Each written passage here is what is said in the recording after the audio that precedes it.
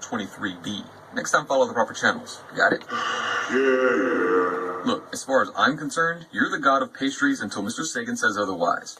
Here's Mr. Sagan now. So, what do you think, sir? Should we make him the god of pastries or the god of everything? If you wish to make an apple pie from scratch, you must first invent the universe.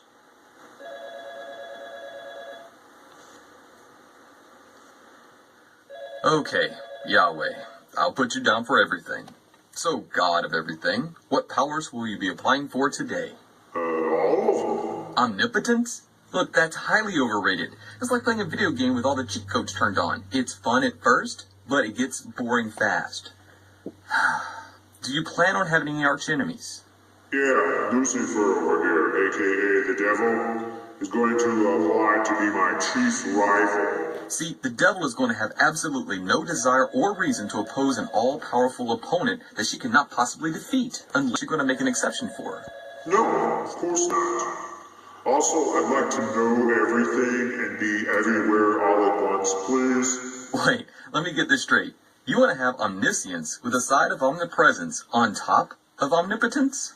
Yeah, so? Look, what reason would the devil have to even attempt to oppose you? You'd know Lucifer's plans before she does. Hell, thanks to your omnipresence, you'd even be there next to her as she drew up these plans against you. You know the outcome of the plan before anything was attempted. You know every possible scenario and every possible outcome and exactly what to do to stop her. Yeah, playing fair isn't really my strong suit. Try to keep this on the down low, but we plan on doing the whole good cop, bad cop thing. I see. Look, you do realize that you're going to be held accountable for everything, right? How so?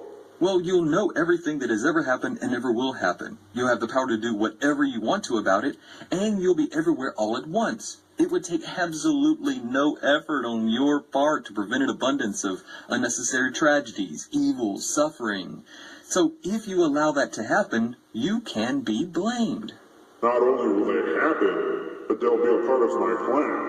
Oh, so you're an evil god, and the devil's going to be like the anti-hero or something. So you're bad cop, and she's good cop. I got you. No. I'm also applying for omnibenevolence.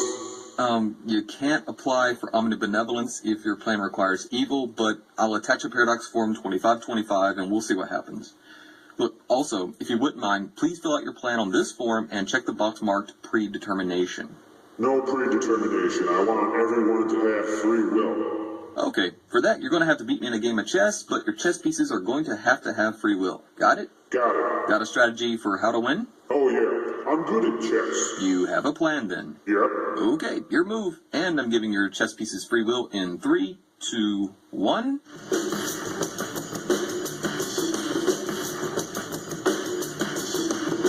Checkmate. Look, I'll attach another paradox form 2525 until we get it straightened out. So, you want omnipotence, omniscience, omnipresence, omnibenevolence, an evil archenemy, a grand plan, and free will for everyone. Anything else? I'd like to be spaceless and timeless.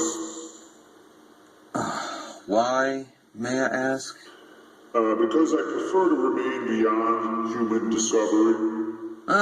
So you want to remain hidden? No, I'm definitely going to interact with my creation. Okay, then you can't be spaceless and timeless. If you're omnipresent, then you're everywhere, which includes within space and time, right? Well, yeah, I guess. And if you're spaceless, i.e. without substance, and timeless, i.e. cannot act, then how is this any different than total non-existence? I don't know. Oh, what a mess. Look, I'll attach another paradox form 2525. What are you doing? You can't attach that many paradox forms to an application.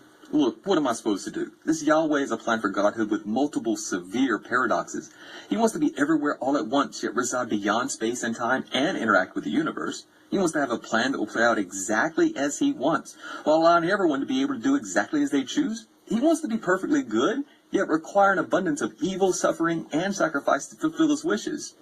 This guy wants to be all-powerful, yet he wants to have enemies who rebel and try to defeat him. None of that's really a problem. Really? Why not? Just attach a supernatural form 777. Supernatural? What the hell is that? The supernatural? Yeah. It's nothing. We made it up. It explains away all problems.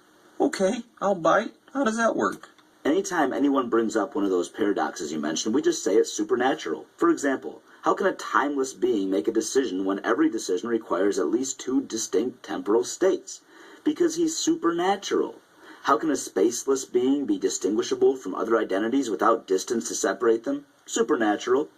How can a spaceless being retain the countless gigabytes of information it would require to know everything? Supernatural. And how can he be immune to causality and complexity? Supernatural? That's right. The supernatural is not bound to any form of reality with which anyone will ever be familiar. It can be created, destroyed, or eternal. It has never been sampled or measured in any way, shape, or form. Its existence is entirely unverifiable, and therefore any characteristics of it are eligible to be invented by anyone on the spot. Any and all problems with the concept of God, or any assertion really, can immediately be cured by attributing them to the supernatural. This can completely nullify any and all arguments, forever. But surely no thinking person is ever going to be satisfied with that. You'd be surprised.